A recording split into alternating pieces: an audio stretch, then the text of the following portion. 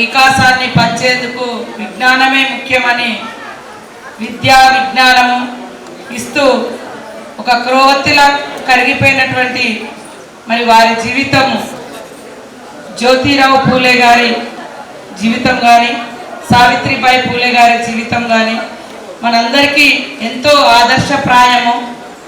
ఈరోజు మనం అనుభవిస్తున్నటువంటి హక్కులు కానీ ఆత్మగౌరవం కానీ విద్య కానీ ఉపాధి కానీ మరి ఈరోజు సమాజంలో తలెత్తుకొని మహిళలు ముఖ్యంగా బయటకు వస్తున్నారంటే చదువుల తల్లి. ఆ తల్లి యొక్క జయంతి ఉత్సవాలను మరి ఈరోజు ఎస్సీ ఎస్టీ ఉద్యోగ ఉపాధ్యాయ సంఘాల ఆధ్వర్యంలో నిర్వహించడం చాలా సంతోషదాయకం. ఇప్పటికే నేను ఒక 3 సమావేశాలలో గతంలో మరి జనవరి 2 కానీ 3 కానీ వివిధ రూపాలలో మన సోదరులు పెట్టినటువంటి మీటింగ్లకు అన్నింటికి కూడా హాజరవ్వడం జరిగింది. ఈరోజు వాస్తవానికి చాలా కష్టతరంగానే ఉండే ములుగు నుంచి బయటికి రావడం. ములుగు పోతే అది మన ఇల్లు, మన ఊరు, మన పల్లెలు, మన ప్రజలు, మరి అడవి జంగల్ అంతా ఉంటుంది కాబట్టి అక్కడి నుంచి అంత తొందరగా బయటికి రావడం కష్టం. మన జనాలు, మన ప్రేమలు అయినా కూడా మరి ఇక్కడ కూడా ఈ సోదరులు ఎదురు చూస్తున్నారు, సోదరి మనల్ని ఎదురు చూస్తున్నారు కాబట్టి తప్పకుండా రావాలని అక్కడి నుంచి ఇక్కడి దాకా రావడం జరిగింది. సభాధ్యక్షులు సోదరుడు మరి వెంకట్ గారు, అదే నాకు చాలా మంది మా సోదరి మళ్ళీ పేర్లు రాయనట్టుంది, అందరి మీ పేర్లే రాసుకున్నారు, స్వార్థం చూడు వీళ్ళు రాయలేదు. అందరికీ వేదిక మీద ఉన్న అక్కలకు పెద్దలకు ఇక్కడ సభలో పాల్గొంటున్నటువంటి మా సోదర ఉపాధ్యాయులకు ఉపాధ్యాయునిలకు సోదరిమణులకు పత్రికా మీడియా సోదరులకు మరి పేరు అంటే చెప్పలేకపోయినటువంటి వారందరికీ కూడా మరి నమస్కారాలు ధన్యవాదాలు తెలియజేస్తూ ఈరోజు మనందరం ఈరోజు ఇక్కడ ఆత్మగౌరవంతో ఒక ఉన్నత స్థానంలో ఉన్నామంటే దానికి ప్రధాన కారణము మన చదువుల తల్లి సావిత్రిబాయి పూలే గారు.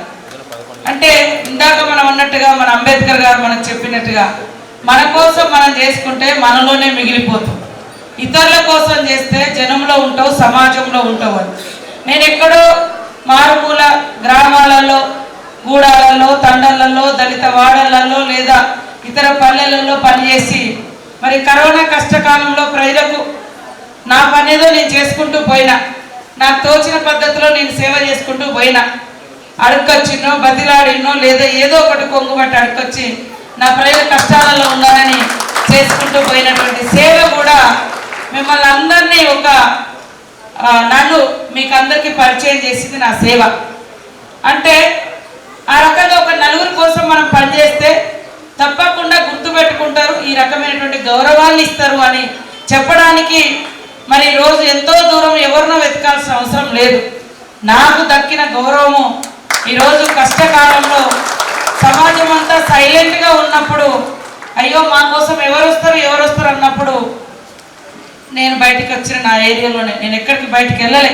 అయినా కూడా లోకమంతా గర్వించింది, లోకమంతా గుర్తించింది, లోకమంతా గౌరవించింది.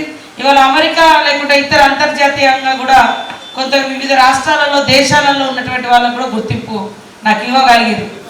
ఇవాళ మొన్న మంత్రిగా ప్రమాణ స్వీకారం చేసేటప్పుడు కూడా ఆ యొక్క ఉత్సాహం ఎందుకు వచ్చింది అంటే ఆ రకంగా కష్టపడ్డా కాబట్టి వాళ్ళు ఇచ్చినటువంటి ఆనర్, నాకు గౌరవం, ప్రజలు ఇచ్చినటువంటి గౌరవం.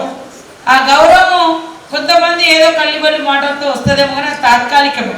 కానీ పర్మనెంట్గా ప్రజల గుండెలలో ఉండాలంటే కష్టాన్ని నమ్ముకొని నిజాయితీగా పనిచేస్తే తప్పకుండా ప్రజల ముందు నిలబడతామని నా జీవితం ఒక చిన్న ఉదాహరణ. అయితే మనకు రాష్ట్రాలు మన ప్రాంతం కాదు, ఉదాహరణకు మనకు ముఖపరిచయం లేదు, మన తరం కాదు, మనకు దగ్గర రిలేషన్ లేదు మన సావిత్రిబాయి పూలే గారితో. మరి వారిని ఎందుకు మనం ఇంతగా దీవిస్తున్నాం అంటే కొలుస్తున్నాం, ఆరాధిస్తున్నాం, ఆదర్శంగా తీసుకుంటున్నాం.